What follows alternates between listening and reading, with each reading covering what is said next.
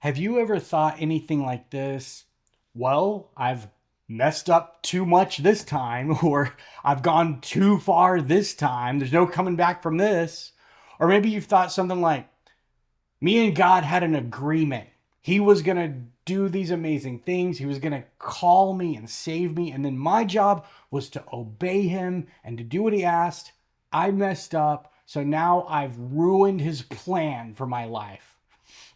Or maybe you thought this, and this is something I've thought many, many times. This has been my go-to thought throughout my whole life that kept me down and kept me depressed. It was that God is all powerful.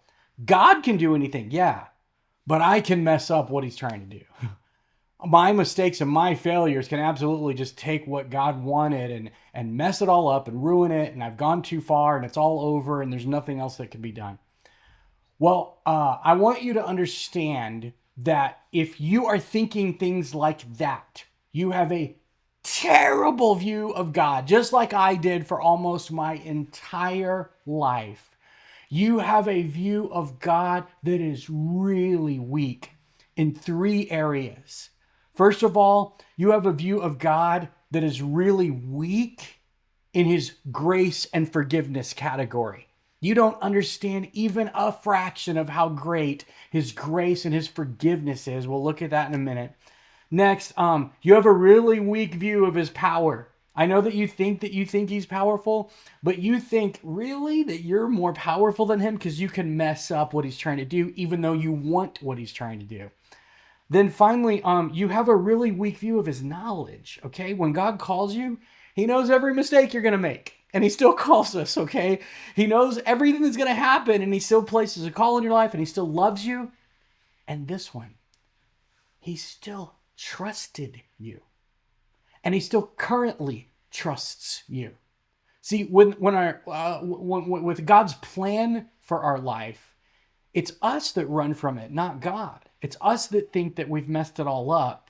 And it's us that think that God isn't powerful enough to fix our mistakes that keeps us from walking in the rest and the confidence and the love that he has for us, that he made available for us, that he sent Jesus to give us. We have total confidence available to us and rest and peace as long as we just view him correctly and not let the enemy come and tell us, well, you've overpowered God's plan and messed it all up, okay?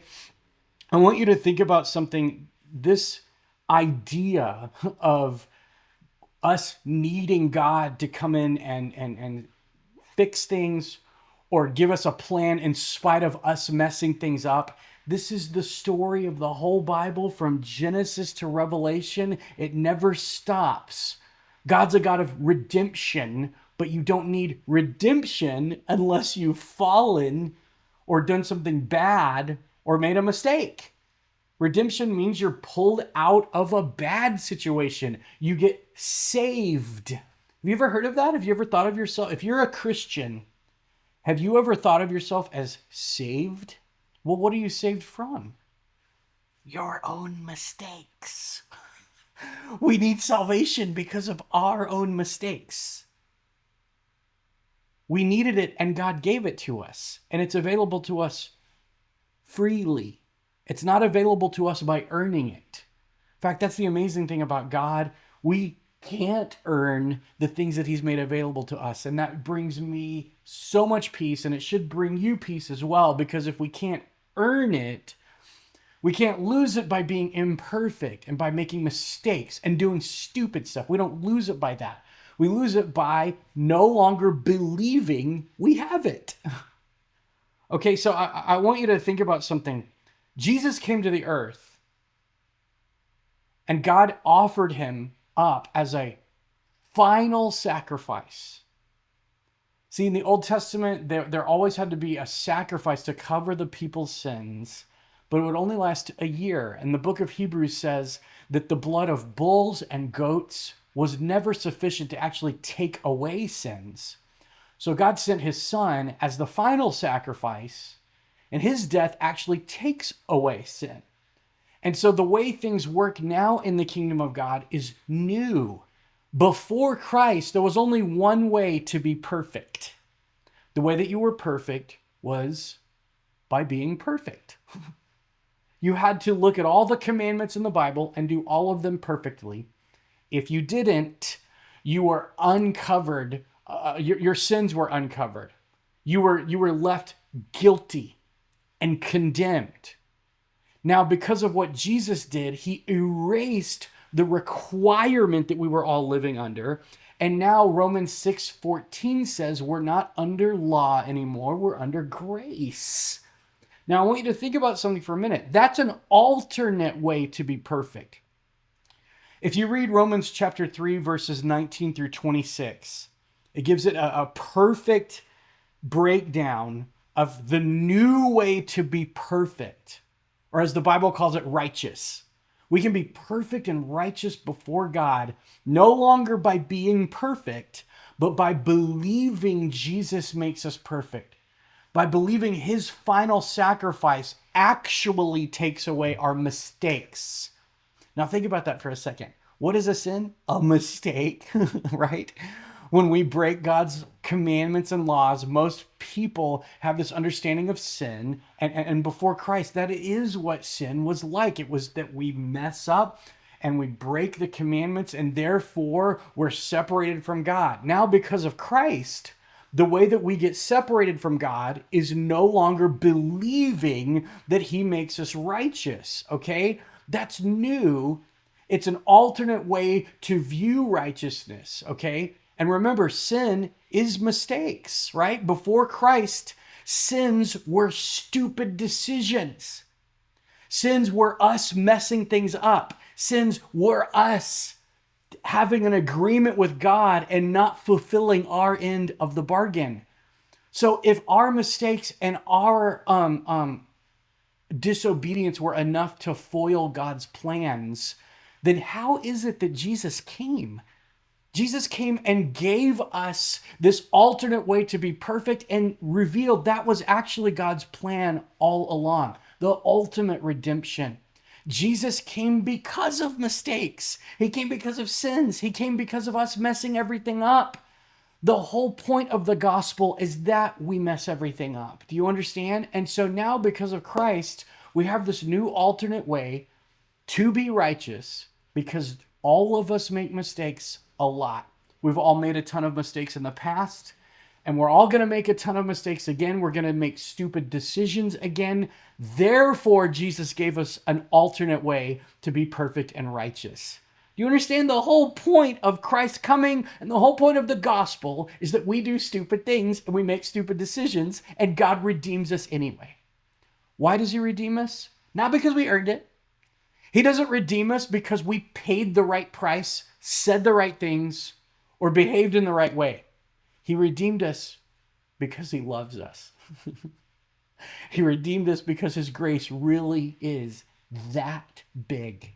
That's how big his grace is. So when you believe that you've messed everything up, you are telling God that his grace isn't big enough, it's not sufficient, and it can't do what needs to be done for you, an imperfect person, to still have a plan, to still have God available to you, to still please him, and to still have his trust. Okay, so I want you to think about one of the most powerful verses in the Bible. Most people read this, and because they have a weak view of God, they see very little about what this verse actually offers us. It's Romans 8:28. It says, "And we know that all things work together for good to those who love God and to those who are called according to his purpose." So that's pretty cool, because it doesn't just say that all things work together for good for everybody. It also doesn't say that all things work together for good to those who said a prayer when they were little, or who think that they're better than other people, or who do all the right things, or who are perfect. No, the people, the group of people to whom God makes everything work together for good for, are those who love God and who are called according to his purpose. Now you might say, well, how do I know I'm called? Listen to this. Mark 16:15. And he said to them, he being Jesus, go into all the world and preach the gospel to every creature. That's a scripture in the Bible. Even if you haven't heard it before, just now you heard it, now you're called. God just gave you a mission through this video if you didn't know that you already had it. He wants you to spread news about him and how big his grace is and how much he forgives and how much knowledge he has and how powerful he is. He just wants you to spread that, okay? That's the gospel. The gospel is you mess things up and God still blesses anyway. God still sends his son anyway.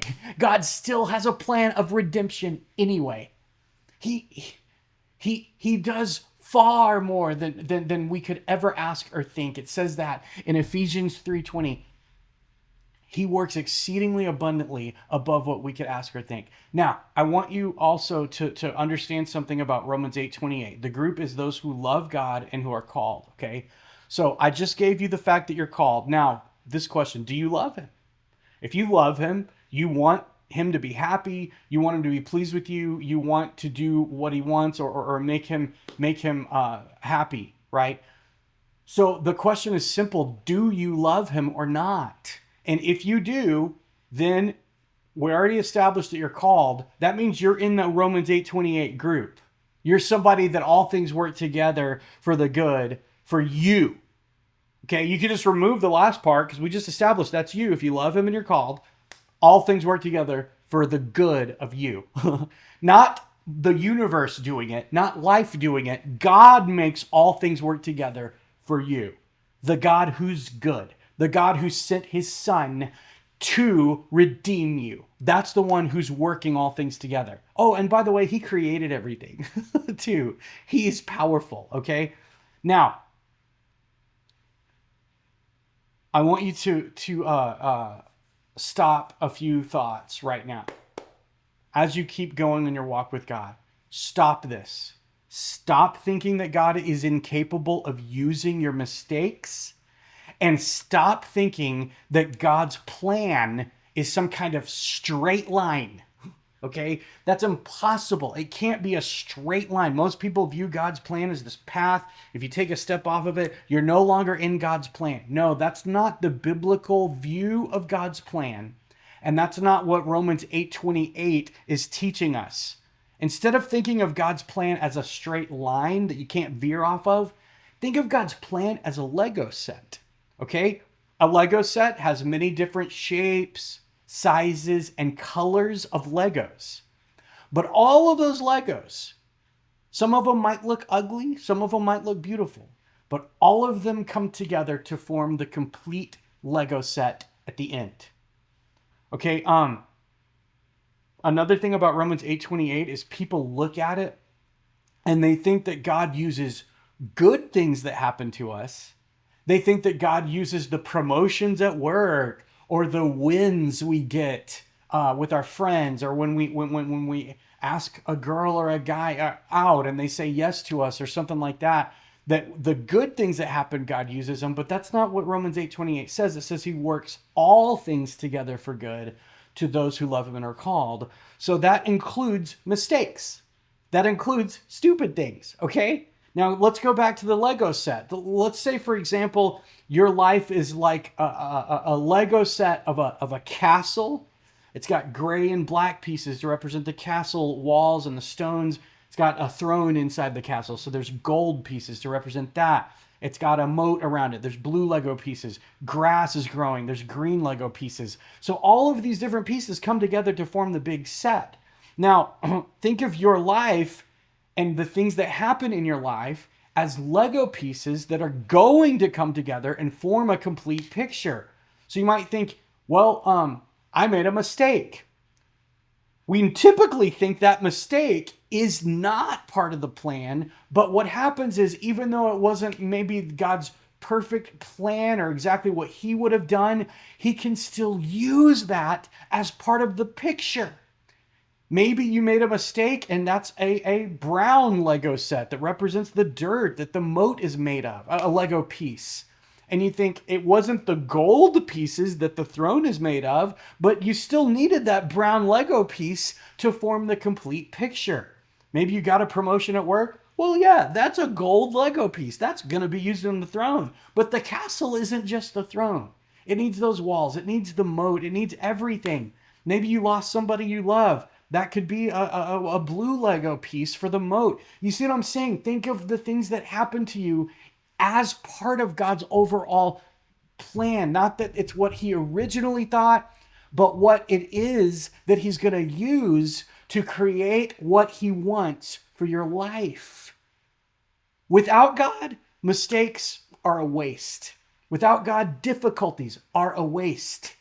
Romans chapter 5 talks about how when we encounter tribulation, that tribulation produces perseverance, and perseverance character, and character hope. So actually, when we encounter difficulties, when we encounter hard things in life, we know that God uses those. Well, guess what? You're going to make mistakes. That's why Jesus came. That's why we need redemption in the first place. That's why there's a gospel in the first place. And even though it's a mistake, God will use it if you don't stop loving him and don't stop believing you are called. Are you still called if you make a mistake? Yes. Somebody who's called believes they're called, believes that their life has purpose and meaning. They don't stop because of a mistake. They say, God, I made a mistake and I'm still called. I still love you. So this is just a brown Lego piece. It's not the gold I wanted, but you're going to use this because I'm not quitting. I'm not giving up. I still love you and I'm still called. It's a mindset shift from thinking God only uses those who perfectly obey in every way, which is no one, to thinking God makes things work if we don't quit, if we still love him and still believe we're called and still believe that the reason we're perfect and the reason we're righteous is because Jesus' death makes us right and makes us perfect, not us actually being perfect. So remember, God doesn't need you to be perfect. He doesn't want you to be perfect. And if his plan could be done by your perfect actions, it would probably be pretty small because it would only be limited to what you're capable of. Instead, his plan uses his vast resources, his vast knowledge, and all the things available to him to create something exceedingly and abundantly above what you could ask or think. That's what God's plan is like. And that's how you need to think about your life. And so here's the answer. No, you haven't gone too far. No, you haven't messed up God's plan for your life. Yes, he still loves you. Yes, he is still available to you. And if you believe that everything's over and it's too late and you've gone too far, that is a lie from Satan to make you quit.